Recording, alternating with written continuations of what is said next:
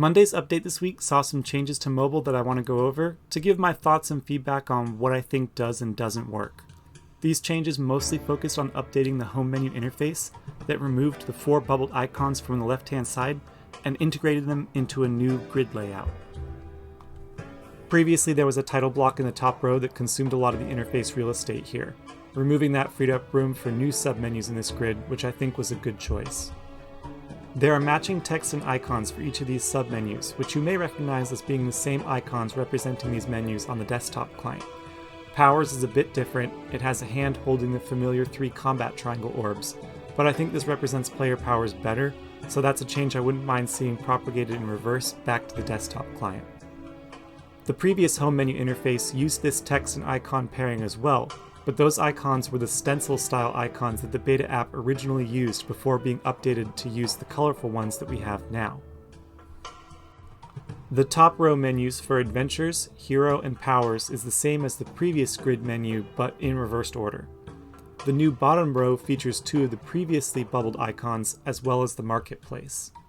The Marketplace icon of a stack of coins was added to the main interface during the beta to a pretty negative response. Jagex promised that this was only temporary and have now followed through moving it to the home menu, which is great. I think this is definitely the better place for it.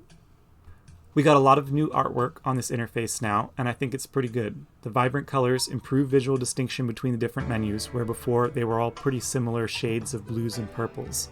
This art is more stylized than the previous interface, which used some of the classic concept art look, and I'm pretty sure both Hellweir and V are featured as clue scrolls that represent this kind of art style. The new art style is sort of a mix between this classic clue puzzle style and the newer styles that we see featured on Yak Tracks, for example. We can see the Ariane still featured on Powers. Adventures still features a dragon, now roasting someone who evidently forgot their anti-fire potions. I don't think the art for the hero menu matches very well, because if someone showed me just this image and asked me to guess what type of menu it would open, I would instantly guess some sort of crafting or smithing interface. Community features a group of players just like its icon, which is good. I'm not sure what this armor is supposed to be. They've taken the time to reference a Darok's Great Axe and what is most definitely a God Sword there on the right hand side, but they're all wearing this identical mystery armor for some reason. I'm pretty sure I've seen the artwork for the customizations menu somewhere before, I just can't recall where. I can tell that that's the Helm of Trials, and I think that's supposed to be the Lorehound, which arguably don't have much to do with customization, but any art that shows equipment and pets is probably sufficient for a customizations menu. And the Marketplace is just a massive pile of money, so, makes sense. On this tertiary row is where the other 2 bubbles got rolled into the Extras menu. I like this as it makes sense. This is how they are grouped on the desktop client, so no issues with this.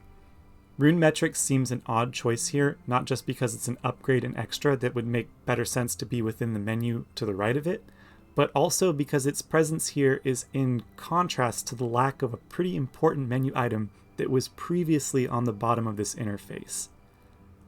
Yeah, I'm talking about settings. Settings got moved to the slide-out menu, which is now just a strict downgrade from the previous version.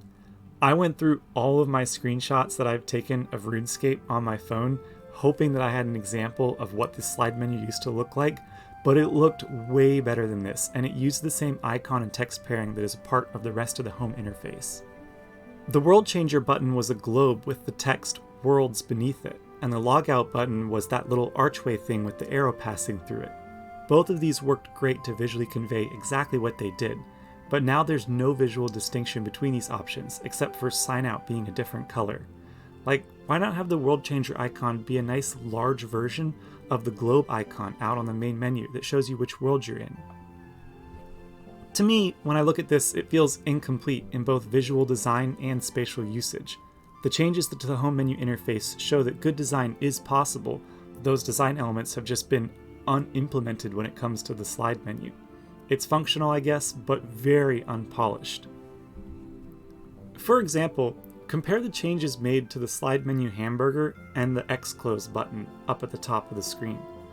Both of those were changed from the last version of this menu, but neither of them were improved by those changes. Overall, I think the changes to the home menu interface have been largely positive, but they should definitely replace rune metrics with the settings menu and its yellow cog icon like before. The slide menu should keep the old format of distinctive icons with text, and get rid of this bordered button look for sure.